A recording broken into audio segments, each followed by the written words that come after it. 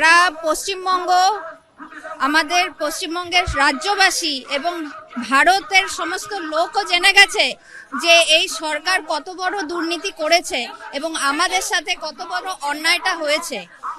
আজ 7 বছর চাকরি করার পর একদিন হঠাৎ করে শুনলাম কোনো দোষ ছাড়া আমাদের চাকরিগুলো কেড়ে নেওয়া হয়েছে। তারপর একটা ললিপপের মতো 2025-এর 31শে ডিসেম্বর পর্যন্ত বলে দেওয়া হলো আমরা স্কুলে যাব, তারপর আমাদের চাকরি জীবন শেষ।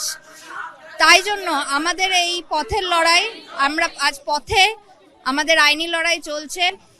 এতদিনে বিধানসভায় আমাদের এই বক্তব্যকে তুলে ধরা হয়নি কেন, এটা আমাদের একটা বড় প্রশ্ন। বিধানসভাটা মানুষের সমস্ত অসুবিধা আলোচনা, সুবিধা অসুবিধা, রাজ্যবাসীরা সমস্ত সুবিধা অসুবিধা আলোচনা করার জায়গা, এবং সেইখানে বিধানসভায় আজ পর্যন্ত আমাদের দাবিগুলো তুলে ধরা হয়নি।